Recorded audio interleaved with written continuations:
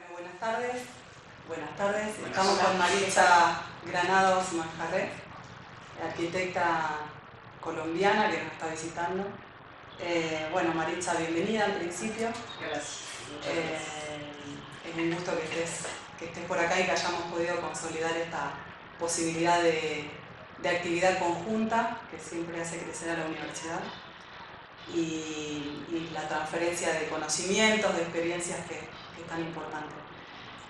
En principio queríamos saber desde dónde, cómo podrías vincular este interés por esta temática tan particular como el plano, el pliegue y la espacialidad, que es lo que te mueve específicamente con tu maestría, con tu desarrollo de investigación. ¿En qué momento, si podrías puntualizarlo, de tu formación, podés vincular esta temática con tu interés? Pues eso fue un resultado de la tesis de la maestría. A ver, cuando yo empecé a hacer la maestría había dos cosas que me movilizaban. Una que era formativa, o sea, como este interés de formarme, y sobre todo porque en las carreras académicas te lo piden. Y luego había como esta urgencia creativa, que no había encontrado un lenguaje que me permitiera hacer cosas porque yo me he dedicado a la academia toda la vida desde que me gradué, llevo 15 años en eso y eso te restringe mucho como en otras prácticas profesionales. Digo, te restringe en tiempo. Sí, claro. Eh, Así que cuando empecé a hacer la maestría era como un poco esta búsqueda de tener la posibilidad de hacer aportes formales o aportes creativos o tener como esta práctica con material, con algo, y ahí me encuentro con el papel y era sobre esta pregunta de cómo desde un plano, con un gesto muy sencillo, puedo encontrar espacialidades. Y ahí entonces empiezo a hacer como todo el trabajo con plegados que me llevan, digamos que la pregunta es sobre cómo genero un espacio, una espacialidad con el gesto de plegar, pero que en la experimentación con el material mismo pues te lleva a un montón de lugares distintos, muy inesperados para mí y como que nunca lo había explorado, digamos, en el pregrado. Así que ahí está como ese vínculo que hago, que me permitió unir la disciplina como con mis intereses personales y esta cosa académica que pues demanda trabajo investigativo y bueno, como que se fue tomando forma y bueno, así salió. Y esto, bueno, justo recién hablabas del trabajo investigativo. Una de las cosas que nos interesaba era tu opinión, digamos, a ver qué perspectiva tenés vos sobre, porque todo esto que vos hablás de este trabajo primero exploratorio, lo has tenido que, digamos, densificarlo teóricamente y convertirlo en investigación. ¿Qué lugar le das vos a esta investigación en la disciplina en general, en el ámbito académico y en el ámbito profesional? ¿Cómo te parece que eso aporta, digamos, no puntualmente en tu caso, sino en general a la disciplina, a la cuestión de la investigación, a la disciplina y a la práctica? Pues es que hay un lugar ahí, como el lugar en el que yo me muevo es académico, creo, y que creo que para ustedes es igual, va a tener que ver en la investigación sobre didácticas específicas de la disciplina, más que en investigaciones que deriven en edificio o que deriven en prácticas profesionales, que es otra investigación a la que yo no le apunto, pues porque no es mi campo. Así que la investigación que yo hago, que es la mayoría de investigación que se hace al interior de la universidad, cuando uno está volcado sobre disciplinas proyectuales o sobre el ejercicio mismo de proyectar, finalmente va a decantar para mí en poder generar didácticas proyectuales, es decir, volver los mejores profesores y que los alumnos tengan oportunidades de aprender mejor o con otras herramientas, o bueno, qué sé yo, como hacer una evolución de esas didácticas a las que normalmente no se les presta atención, porque hay como esta creencia generalizada de que si yo soy arquitecto, eso es suficiente para enseñar arquitectura.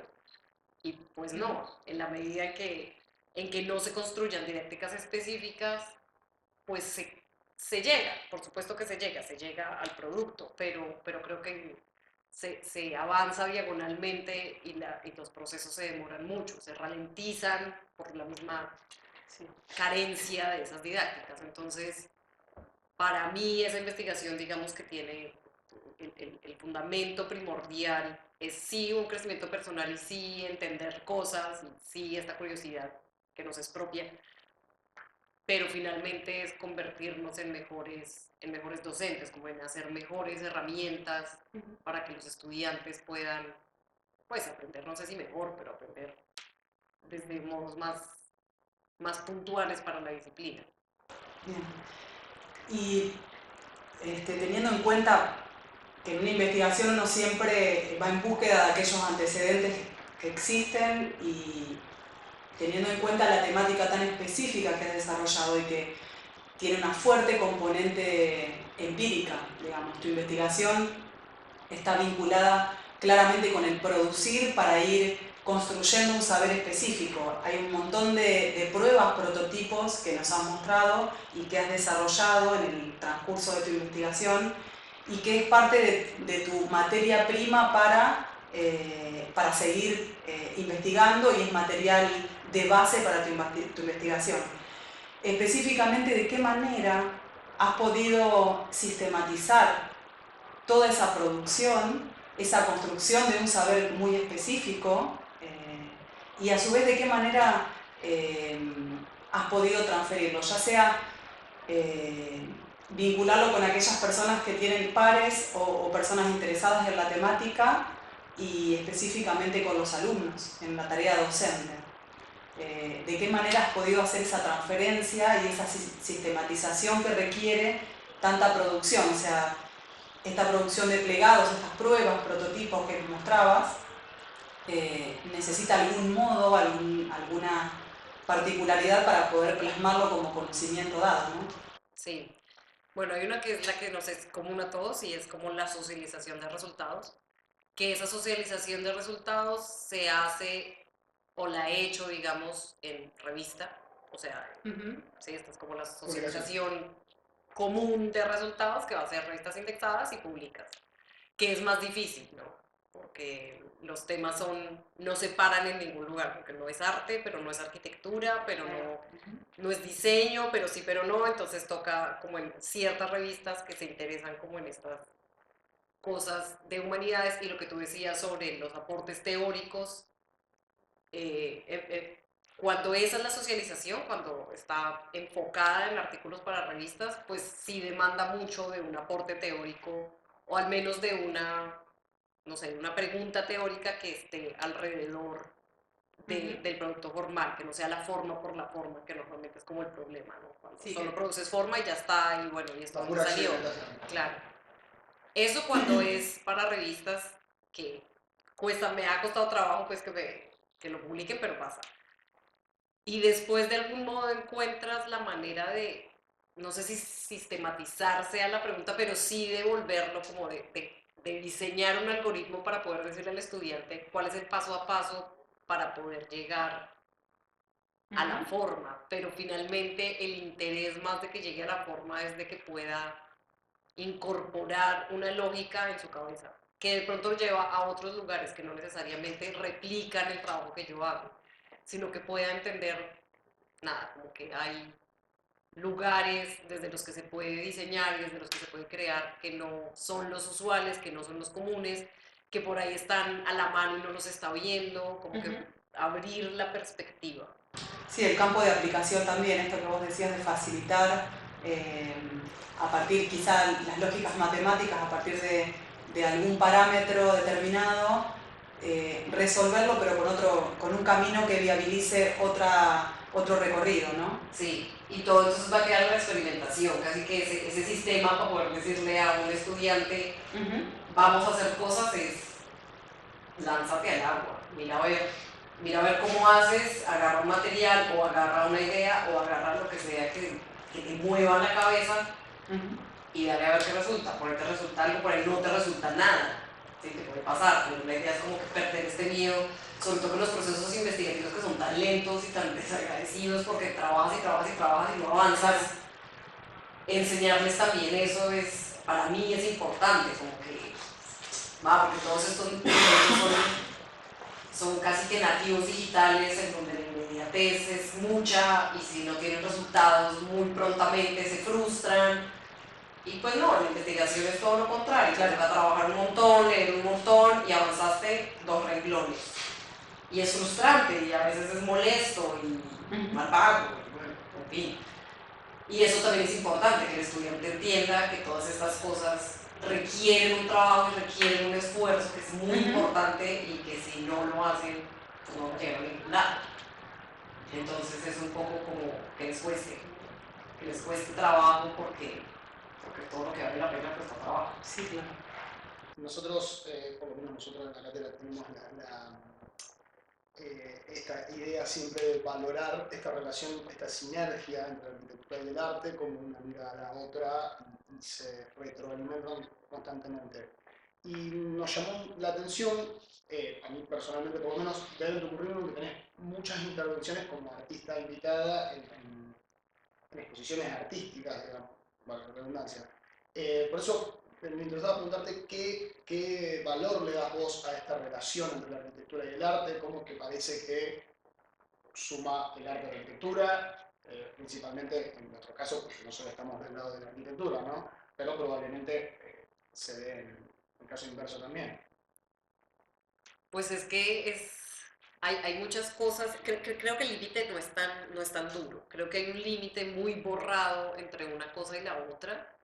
Creo que mucho del trabajo que uno puede hacer va a ser una exploración personal, al menos porque de ahí la abordé yo, como que me iba y venía, o sea, cómo piensas como arquitecto, pero haces como artista, porque yo no soy artista de formación, sino que ha sido como un encuentro que he tenido, pero, pero lo que te aporta es una perspectiva desde un lugar distinto, que no solamente es para las artes, sino para cualquier cruce que se haga entre arquitectura y otra cosa, ¿sí? Porque hay muchas, creo que desde todas las disciplinas se podría hacer un cruce y todas te van a resultar en un aporte que finalmente yo lo veo, incluso si hago obra artística, lo veo hacia la arquitectura, porque hacia el otro lado no lo puedo ver porque no soy artista, ¿sí? Entonces para mí seguramente hay un diálogo, por supuesto debe haber una cosa que es recíproca, pero yo lo veo como un enriquecimiento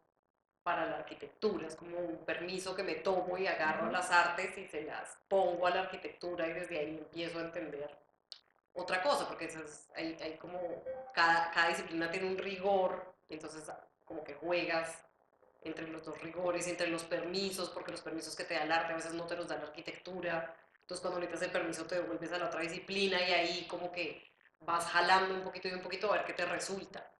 Sí, sobre todo en la enseñanza inicial, que es interesante poder brindarle esa apertura al alumno, ¿no? Que puede tomar un poco de cada campo como para ampliar su espectro, sobre todo en la parte iniciática, que es donde nos desenvolvemos nosotros. Sí, además que muchos llegan con la idea de que hacer arquitectura es hacer casas y ojalá casas para ricos, ¿sí? O sea, ese es el ideal, ¿no? Que tengas casas con un presupuesto terrible y ya. Y eso es ser arquitecto, ¿sí? Ser arquitecto es hacer dibujos y hacer casas. Y no, ser arquitecto es como una forma de pensamiento. Entonces, si, si no te alimentas de otra cosa, o sea, si uno no apunta a lo transdisciplinar o a lo interdisciplinar o a lo multidisciplinar, pues va a costar mucho más trabajo decirle a un muchachito de, no sé, 20 años que el mundo es otro, ¿sí? Y que el mundo no es hacer casas para ricos o, no sé, hoteles,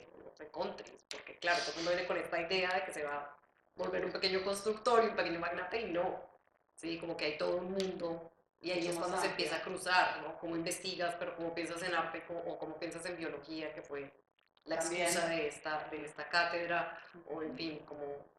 Pero todo es, al final, todo es ampliarles el mundo, como si finalmente salen de la escuela pues con adoctrinados, porque eso es lo que hace la escuela, adoctrinarlos. Y llegar aquí es también meterse en otra doctrina, por supuesto, es meterse en otro sistema, pero está bien que se encuentren como con estos intereses, sea de sus profesores o de donde sea que hayan salido, que hagan que la cabeza se les abra y puedan como ampliar la perspectiva, porque entre más perspectiva tienes, pues ves ves más cosas. Ujú. Sí, Y eso van a hace tener la más diferencia. posibilidades de tomar alguna que les pare alguna pasión, Sí, algún pero pues interés personal. ojalá, esa es como mi gran preocupación en la vida, porque si no quedan ahí como muertos por dentro. Y teniendo en cuenta por ahí estas exploraciones espaciales que tienen que ver por ahí con la escala de objeto prensible, en su momento con estas limitantes que la misma materia por ahí va determinando, como decías, con el papel, tantos módulos como la materia resista. Estas exploraciones eh, espaciales, cómo las transfieren o cómo las transferís específicamente al ámbito del espacio y la escala. O sea, cómo esto a través de la enseñanza se puede vincular estas experimentaciones espaciales eh, prensibles, estos objetos espaciales que tienen una lógica,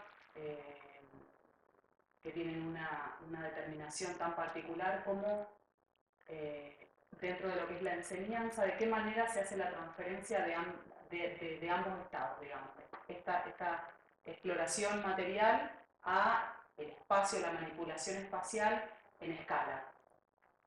Creo que son desde dos lugares, porque, o sea, constituir el espacio no es solamente hacer el espacio como de la nada, como esta magia, en donde yo no tenía nada y hago un espacio, sino que también intervenir un espacio es hacerlo. ¿Sí? Es decir, cuando hemos tenido oportunidad de hacer trabajos conjuntos con estudiantes y que ponen muchas cosas al tiempo, muchas de sus producciones pensadas en un espacio tipo de instalación de arte, pues eso también es hacer espacio, ¿no? Cuando intervienes en un espacio que ya está hecho, supongamos en esta sala. Sí, cuando tú vienes y lo intervienes, es también hacer una forma de arquitectura en un espacio que ya está hecho. Y después hay una cosa que es interna, que es poder hacer el espacio de la nada. Hasta ahora las cosas que yo he hecho por la escala y por el material, porque es una restricción que yo me he puesto, o sea, me autoimpuse y es trabajar con papel y derivados del papel, te permite unas escalas muy limitadas, muy pequeñas, digamos, como mucho son módulos de uno por uno, donde puede llegar a caber una persona cuando se trabaja con cartón, pero no ha sido, no han sido construcciones, eh, digamos, en Escala escala mayor. más grande. Pero para los estudiantes, al menos en este tema de poder diseñar los imaginarios, que es mucho Se lo hacen que... ensayos, por ejemplo, con cambios de escala, con Claro, claro, en los determinación. imaginarios ya tienen bastante, como una cosa que tiene un comportamiento y que la puedes pensar en términos objetuales, solo con un cambio de escala ya puede ser pensado en términos edilicios, ¿sí? Y esto también es interesante ver cómo esos cambios de escala te dan una mirada distinta sobre un mismo objeto. Así que mucho ha sido sobre trabajos de imaginarios, porque, bueno, más que una construcción en sí misma, también el limitante del papel es porque es lo que yo puedo pagar. Sí, yo de mi bolsillo, sí, porque sería súper interesante hacer otro tipo de experimentaciones con materiales y ver si esto se sostiene, si se cae, pero requiere plata y bueno, no hay. Entonces, cuando toca con recursos propios, bueno, papel puedo pagar. Y Entonces, dale dentro con de la papel. facultad se han hecho experiencias en escala 1 en 1 con estas mismas exploraciones. Traté de hacer una con papel, a ver hasta qué escala podía llegar antes de que Claro, colapsara, la restricción está dada por el material, claro. y eso sí ha sido lo más grande que he hecho. Y la idea sí es decir, porque recursos puede haber, donde yo Claro, trabajo exacto. puede haber recursos, pero tengo que concursar y no lo he hecho. O sea, ya es una falta mía. Pero bueno, a veces las restricciones, pues nada, te toca trabajar con lo que tienes. Pero la idea sí sería poder llevarlo como una escala más grande y ver cómo se comporta o si se puede pensar en algún, no sé, una propuesta estructural, porque pues esto tiene mucho de estructural, todas estas exploraciones formales, pero bueno, es como otra parte de la investigación que espero que en algún momento pase.